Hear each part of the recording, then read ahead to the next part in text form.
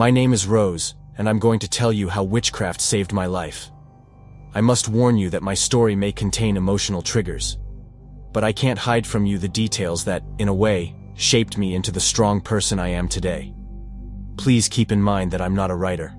I only decided to write this because I love this channel and follow all the stories that subscribers send in.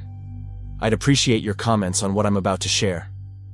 I was born and raised in rural Montana, on a small farm where I lived with my father, Ezra, my mother, Julia, and my younger sister, Iris.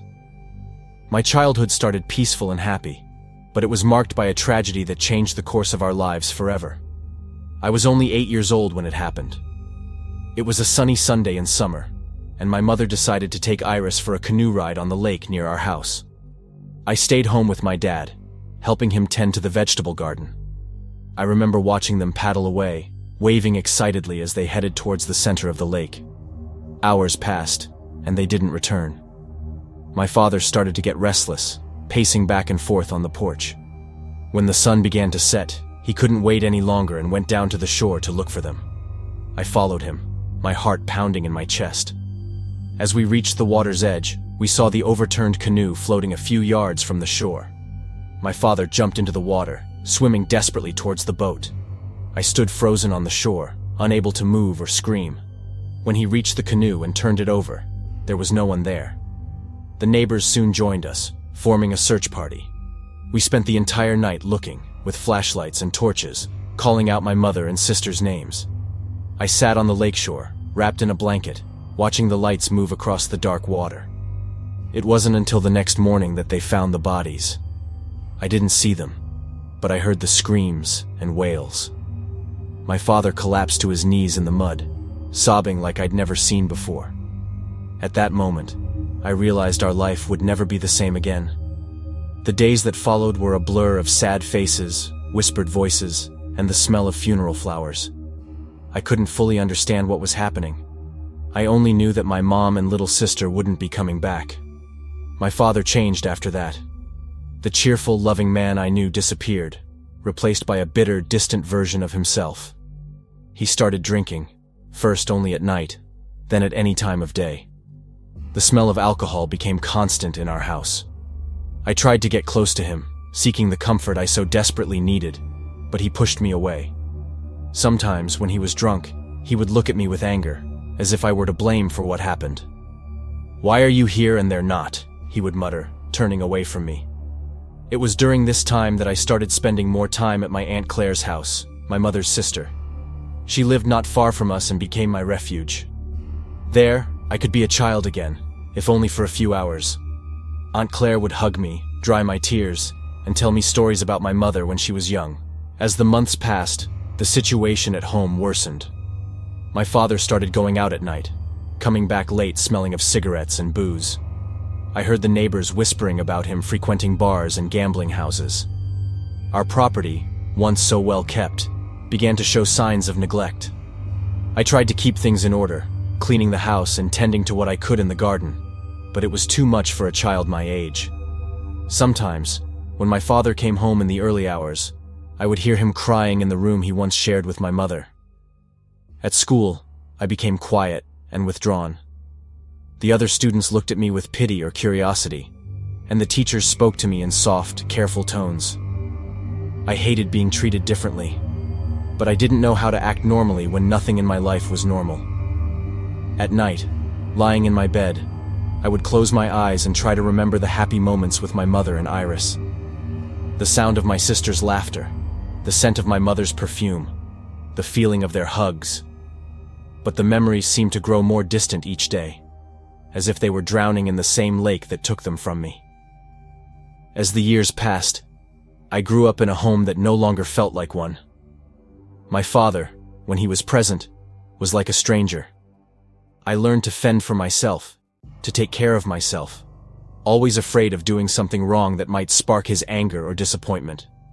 The lake tragedy not only took my mother and sister from me, but also took away the family I knew. Only fragments of what we once were remained, held together by fragile ties of blood and painful memories. The years following my mother and sister's death were a constant test of survival. My father, Ezra, sank deeper into alcoholism and gambling. Our house, once a place of love and laughter, became a hostile and unpredictable environment.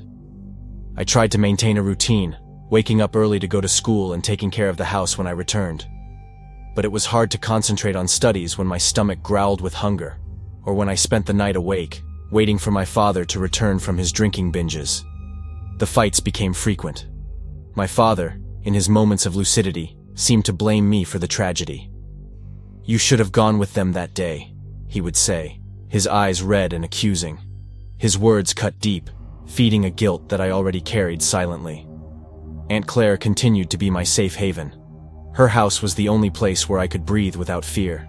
She fed me, helped me with my homework, and most importantly, made me feel loved. "You're strong like your mother, Rose," she would say, stroking my hair. "Never forget that." But even this refuge didn't last forever. When I was 13, Aunt Claire fell seriously ill. Cancer, the doctor said. I spent every free moment by her side, holding her hand as she withered away. The day she passed, I felt as if I was losing my mother all over again. Aunt Claire's funeral was the last straw for my father. He drank until he passed out, and when he woke up, his anger exploded. For the first time, he hit me. The slap across my face hurt less than the realization that I was now completely alone. From that day on, the abuse became routine. My father alternated between ignoring my existence and using me as a punching bag for his frustration. I learned to hide, to make myself invisible, to predict his moods to avoid the worst. School, which had once been my escape, became a challenge. My father made it difficult for me to attend, sometimes preventing me from going, other times forcing me to skip to take care of the house or him when he was hungover. My teachers noticed my decline, but their attempts to help were met with hostility from my father. Meanwhile, our financial situation worsened each day. The land we had inherited from my mother, once productive and well-tended, was sold off piece by piece to pay gambling debts. The animals, which had once been a source of sustenance and joy, disappeared one by one. At night, lying in my bed listening to my drunk father's snores from the living room, I wondered about my future. What chances would I have in this world, without education, without support, carrying the weight of a destroyed childhood? My 15th birthday came without celebration. There was no sweet 16 party, no cake, no presents. Just another day of survival. Looking at myself in the cracked bathroom mirror, I saw a girl too thin, with deep dark circles under her eyes and a gaze aged beyond her years. It was around this time that I began to notice changes in my father's behavior. He spent more time away from home, whispering with suspicious-looking men. What little money we still had seemed to evaporate even faster. One night, I overheard a heated discussion between my father and one of these men.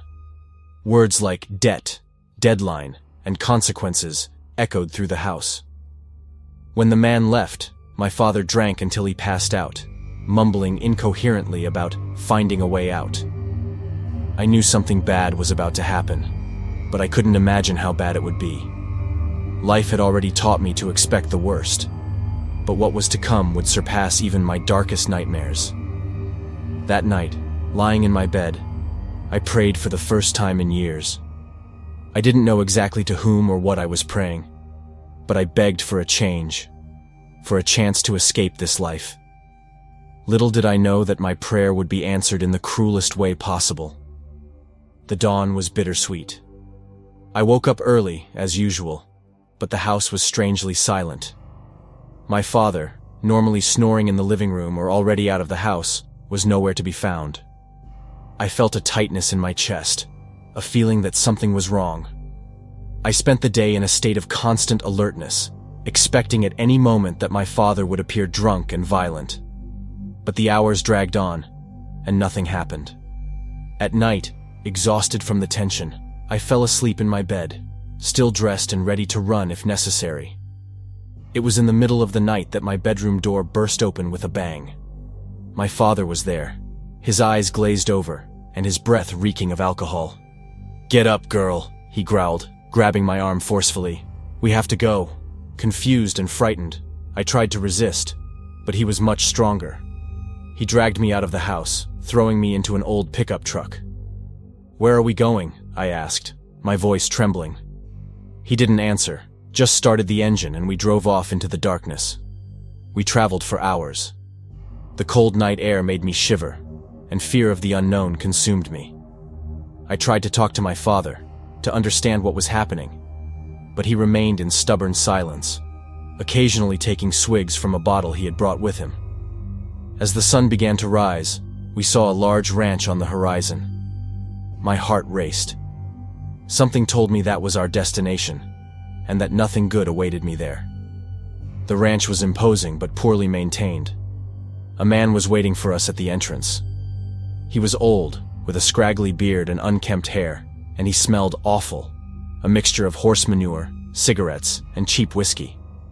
His name was Clyde, and his gaze made me want to disappear. It was then that the terrible truth came to light. My father had sold me, as if I were an animal, a property he could dispose of. Clyde handed him a wad of cash, and my father didn't even look back when he left, leaving me there, alone and terrified. "Welcome to your new home," Clyde said, with a smile that chilled me to the bone. He led me into the main house, coldly explaining what would be expected of me. I would be his servant, responsible for all household chores and caring for the smaller animals. The days that followed were a nightmare. I woke up before sunrise and worked until late at night. My hands, once soft, became calloused and full of cuts. My body ached constantly from the physical effort I wasn't used to. Clyde was a cruel master. Any mistake, no matter how small, was punished with shouts and threats. He made it clear that I had nowhere to go, that if I tried to run away, I would be hunted down and brought back to a worse fate. Between the endless tasks, I met other people who lived and worked on the ranch. Most avoided talking to me, fearing Clyde's wrath. But there was one exception, Miss Amelia, a black woman in her 50s. Amelia became my only friend in that terrible place. She taught me the tricks to survive, how to avoid Clyde's fury and perform tasks efficiently. At night, when everyone was asleep, she would come to the small room I had been assigned and tell me stories of her life, offering a brief escape from reality. "You're young and strong, Rose," she would tell me. "One day, you'll get out of here. Until then, keep your head high and your heart guarded." Months passed, and I adapted to the routine of the ranch. I learned to endure the hard work, to ignore Clyde's lecherous looks, to find small moments of peace in the forgotten corners of the property. But as my body grew stronger with work, my mind weakened with despair. I dreamed of my mother and sister, imagining what my life would be like if they were still alive. I thought of my father and oscillated between burning anger and deep sadness over his abandonment. In my moments of solitude, I planned elaborate escapes, but always gave up, knowing I had nowhere to go. The world out there seemed as distant and frightening as the ranch that had become my prison. My 16th birthday came and went without anyone noticing. I almost forgot the date myself, lost in the monotony of the days that dragged on. But something changed that night. Clyde's gaze, always unpleasant, gained an intensity that made me tremble. Lying in my bed that night, I heard footsteps approaching my room. My heart raced, and a fear I had never felt before took hold of me. I knew, deep in my soul, that the worst was yet to come. The doorknob turned slowly, and I closed my eyes, praying it was just another nightmare. But the creak of the door opening was too real. The smell of alcohol and sweat invaded the room, and Clyde's hoarse voice cut through the silence. "It's time for you to really pay for your stay, girl." At that moment, I realized I had hit rock bottom, and that the climb back to the surface, if it existed, would be the most difficult journey of my life. The night Clyde entered my room marked the beginning of a new kind of hell. His rough hands, his foul breath, and the weight of his body on mine became a memory I struggled to forget, but which constantly haunted me. After that first time, he returned on other nights, always drunk, always cruel. I felt dirty, used, less than human. During the day, I continued with my tasks, moving like an automaton. I cleaned, cooked, took care of the animals, all in a state of emotional numbness. At night, Lying in my bed, I wondered if I would ever escape this nightmare. Miss Amelia noticed the change in me. Her eyes, full of compassion and deep sadness, told me she knew what was happening. One night, while everyone was asleep, she came to my room. Without saying a word, she hugged me tightly, letting me cry on her shoulder until I fell asleep. The next morning, Amelia took me to an isolated corner of the ranch. "Rose," she said, her voice low and urgent, "you need to be strong now. Stronger than you've ever been." She then told me about herbs that could protect me from an unwanted pregnancy and taught me how to prepare them in secret. The days dragged on, each one the same as the last. I learned to disconnect during the nights with Clyde, to hide my mind in a safe place while my body endured the unbearable. But the emotional cost was high. I started having terrible nightmares, waking up drenched in sweat, choking back screams. My thoughts often turned to escape. I studied every corner of the ranch, every routine, looking for a crack, an opportunity. But Clyde was vigilant. The few ranch workers were loyal to him, either out of fear or money. And beyond the boundaries of the property, I had no idea what awaited me. One afternoon, while feeding the chickens, I overheard a conversation between Clyde and one of his henchmen. They were talking about illegal business, about debts and threats. I then realized that the ranch was just a facade for criminal activities. My heart sank even further, understanding the additional danger I was in. Amelia became my only source of comfort. On the rare occasions when we could talk without being observed, she would tell me about her life, about the injustices she had faced. "Life is hard, child," she would say, "but you're stronger. Don't let them break your spirit." Over time, I learned to find small moments of peace. At sunrise, while the rest of the ranch was still asleep, I would sit for a few precious minutes and watch the sky change color. In these moments, I allowed myself to dream of a different life, free. My days were filled with constant work. I woke up before dawn to prepare breakfast for Clyde and the workers. Then, it was an endless race of tasks, cleaning the house, washing clothes in the nearby stream, tending to the vegetable garden, feeding the animals. At night, exhausted, I would fall into bed, praying that Clyde would be too busy to visit me. The seasons changed, but my routine remained the same. I saw 2 birthdays pass without celebration, silently marking the passage of time in my mind. My body changed, matured, but my soul felt increasingly older and tired. There were moments of deep despair, nights when I contemplated ending it all, seeking a permanent escape from my suffering. But something inside me, a stubborn flame of hope, prevented me from giving up completely. One day, while washing clothes in the stream, I saw my reflection in the water. I barely recognized myself. My eyes, once bright and full of life, were dull, surrounded by deep dark circles. My face was thinner, aged beyond my years. At that moment, I made a promise to myself. I would survive, no matter the cost. The ranch received few visitors, but occasionally businessmen would arrive, always with a suspicious air. During one of these visits, I overheard a conversation about a big transaction that would happen soon. Something about a large amount of money changing hands. I kept this information, not knowing if it would ever be useful. Amelia, noticing my increasingly somber state of mind, began to teach me about her family's traditions. She spoke of ancient rituals, of magic and protection. At first, I barely paid attention, but gradually, her words began to awaken something in me.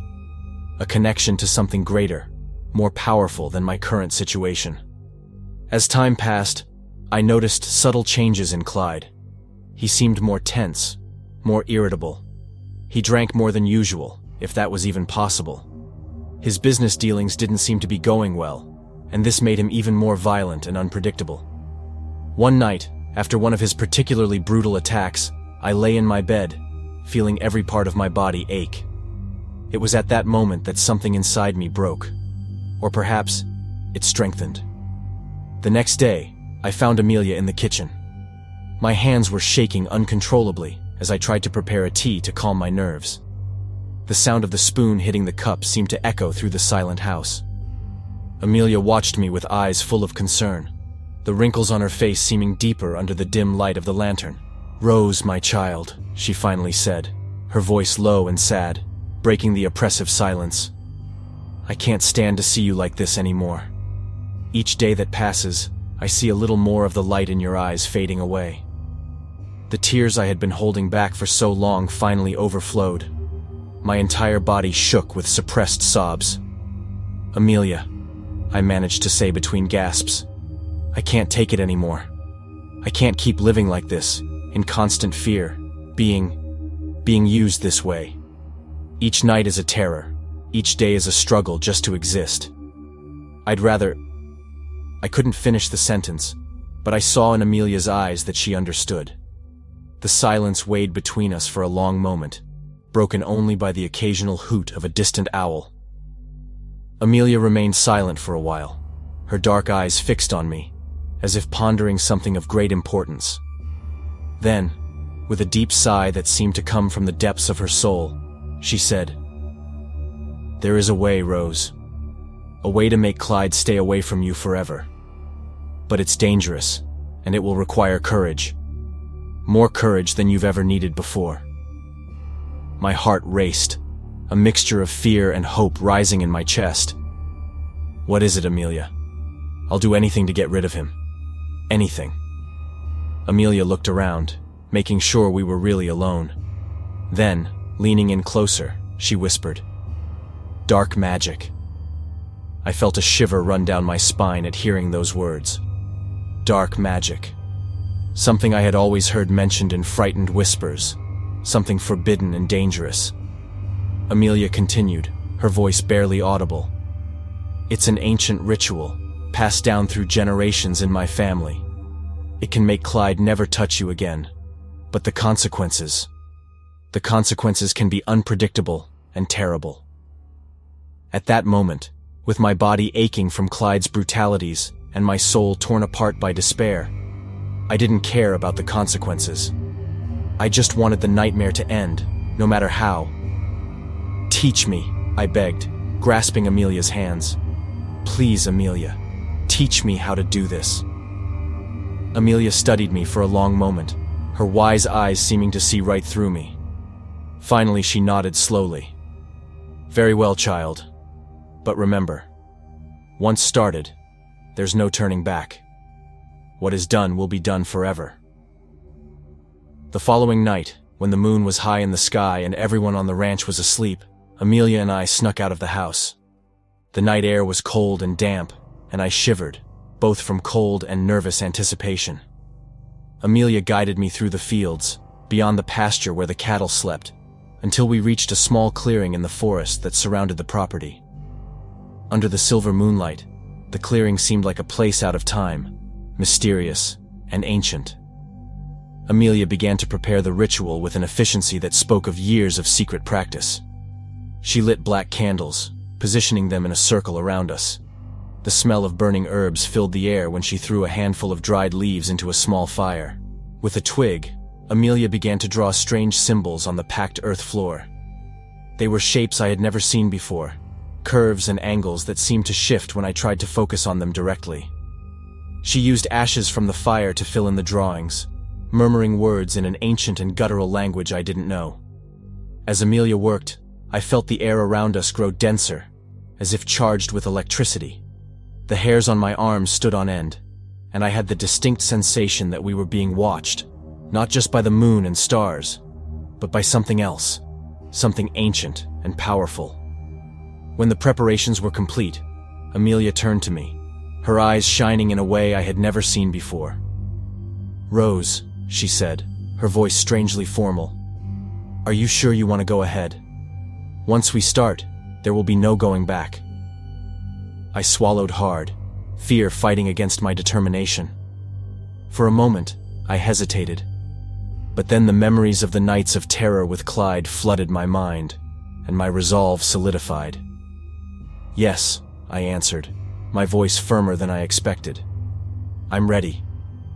Amelia nodded solemnly and instructed me to kneel in the center of the circle of candles. She began to chant, her voice rising and falling in a hypnotic cadence. The words were incomprehensible to me, but I could feel their power. The air around us seemed to vibrate with each syllable. As Amelia chanted, I felt a shift within me. It was as if something was uncoiling in my chest, an energy I never knew I possessed. I closed my eyes and focused on this sensation, letting it grow and expand. Suddenly, I felt as if I were connected to something vast and ancient, a force that existed long before me and would continue long after I was gone. It was terrifying and wonderful at the same time. Amelia continued the ritual, her voice growing stronger and more urgent. She took a small silver knife and, before I could react, made a small cut on my palm. The blood trickled down, falling onto the symbols drawn on the ground. The moment it touched the earth, I felt a wave of energy course through my body, so intense it almost knocked me over. Amelia's words reached a crescendo, and suddenly, everything fell silent. For a moment, all I could hear was my own ragged breathing and the rapid beating of my heart. Then, slowly, my eyes adjusted to the moonlight. Amelia was standing, looking exhausted but satisfied. She helped me to my feet, her rough hands gentle on my trembling arms. "It is done," she said simply, her voice hoarse from the effort of the ritual. "Now, we must wait and see what the spirits will decide." We returned to the house in silence, each lost in our own thoughts. Lying in my bed that night, I couldn't sleep. My mind was filled with images of the ritual, and my body still hummed with the energy I had felt. What exactly had we done? And what would be the consequences? 3 days passed without any apparent change. The ranch routine continued as always, with Clyde as cruel and drunk as before. I began to doubt if the ritual had worked, if it hadn't been just an elaborate piece of theater to give me false hope. Then, on the afternoon of the 3rd day, everything changed. I was in the yard, hanging laundry on the clothesline, when I heard screams coming from the direction of the corral. The sound of panic in the voices made my blood run cold. I dropped the laundry basket and ran to see what was happening, my heart pounding in my chest. When I reached the corral, I saw a scene of chaos. Clyde was lying on the ground, blood staining his white shirt. The large black bull, known for its violent temper, was snorting furiously a few yards away from him, its eyes red with rage. The other workers were running back and forth, some trying to contain the enraged animal, others rushing to help Clyde. I stood paralyzed, unable to move or speak. It was as if time had slowed down. I saw Amelia emerge from the house, her eyes meeting mine for a brief moment. There was no surprise in her gaze, only a solemn acceptance. The men finally managed to drive the bull away and lift Clyde. He was moaning in pain, his face pale and covered in sweat. They carried him into the house, leaving a trail of blood on the dirt floor. In the days that followed, Clyde was bedridden, fighting against fever and infection. The town doctor came to see him but didn't seem optimistic. The wounds were severe, and Clyde's advanced age didn't help his recovery. I watched everything from a distance, a mix of conflicting emotions consuming me. Part of me felt relief and even a dark satisfaction seeing Clyde suffer. But another part was terrified by what we had done. Had the ritual really caused this?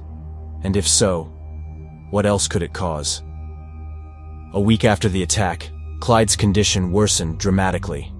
The fever increased, and he began to hallucinate, screaming about demons and fire. On a particularly tense afternoon, I heard a commotion coming from his room. When I reached the door, I saw Amelia coming out, her face a mask of seriousness. She looked at me and nodded slightly. "It's over," she said simply. Clyde had passed away. The news spread quickly through the ranch like wildfire. While others mourned and made preparations for the funeral, I retreated to my room, my mind boiling with conflicting emotions. That night, lying in my bed, I knew my life had changed forever. The nightmare with Clyde was over, and I wasn't going to waste time escaping. So, determined, I jumped out of bed. With my heart pounding, I gathered the little I had, some clothes, a piece of hard bread, and the herbs Amelia had taught me to use. I hesitated for a moment before taking some dollar bills from Clyde's drawer. It wasn't stealing, I told myself. It was survival, and he wasn't going to use it anymore anyway. I slipped out the back door, moving as silently as a cat in the night. The moonlight illuminated the path, and I ran like I had never run before. I crossed the fields, ignoring the thorns that scratched my legs, focused only on getting as far away as possible from that hellish place. I didn't know where I was going, only that I needed to go far away. I walked all night, guided by the stars and desperation. When the sun began to rise, I found a dirt road. Exhausted but determined, I pressed on. I spent days wandering, accepting rides from compassionate truck drivers, sleeping in makeshift shelters, and eating what I could. Each mile that took me away from the ranch was a victory. Finally, after what seemed like an eternity, I recognized the outskirts of my hometown. A mix of emotions flooded me. Relief, fear, hope. I didn't know what I would find, but I knew that was where I needed to go. I arrived at my old house at dusk. The place was in ruins, abandoned and decaying. I hesitated at the door, painful memories flooding my mind. With a deep sigh, I entered. The smell of mold and abandonment was oppressive. Furniture covered in dust, cobwebs in the corners. And there, in the old armchair in the living room, was my father. For a moment, I thought he was sleeping, but reality soon became clear.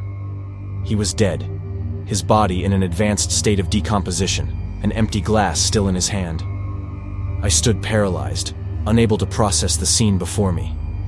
I felt no horror, no sadness, just a deep emptiness. This man, who should have protected me, who had sold me as if I were an object, now lay there, alone and forgotten. The first thing that came to my mind was, did the spell extend from Clyde to my father? What do you think? Well, continuing with the account. Mechanically, I left the house and went to the nearest neighbor's residence. I explained the situation with a calmness that surprised me. The neighbor called the authorities, and soon the street was full of police cars and an ambulance. I answered the police officer's questions vaguely, omitting the details about the ranch and Clyde. I only said that I had run away years ago and had just returned. They seemed more interested in my father's body than in my story. The coroner declared that the death had occurred from natural causes, likely related to chronic alcoholism. No one questioned my presence or my story much. In a small town in the countryside, secrets were kept, and difficult questions were avoided. In the days that followed, I stayed in the house, trying to bring some order to the chaos. The neighbors, moved by a mixture of pity and curiosity, helped me with food and basic items. Their questions were politely evasive, and I answered with half-truths. At night, lying in the bed that was once mine, I fought against nightmares and memories. Clyde's face haunted me, and I would wake up in a cold sweat. Gradually, I began to understand my situation.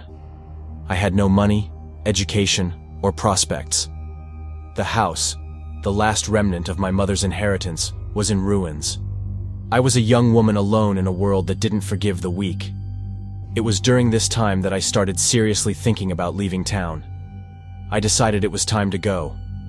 I sold what little of value remained in the house to Mr. and Mrs. Johnson. They offered me a fair price, probably more out of pity than for the real value of the things. With the money in hand and a small suitcase containing some clothes, I prepared to leave the only place I had ever called home. At dawn, with a heavy but determined heart, I left my childhood home. I looked back one last time, seeing the broken windows and peeling paint. At that moment, I made a silent promise to myself. I would survive, no matter the cost. Now, at 45, I look back and barely recognize the scared girl I once was. The scars of the past are still there, but they no longer define me. I learned to transform my pain into strength, my fear into determination. Today I'm married and have 3 wonderful children, to whom I give all the attention in the world. And finally, I'm happy. Thank you for listening to the story of my life. If you want to comment, feel free. I promise I'll read all the comments. Folks, don't forget to like, subscribe to the channel, and share the video. This way, you help the channel regain visibility, because since the channel was deleted and I managed to recover it, YouTube hasn't been delivering the videos. Thank you, and see you next time.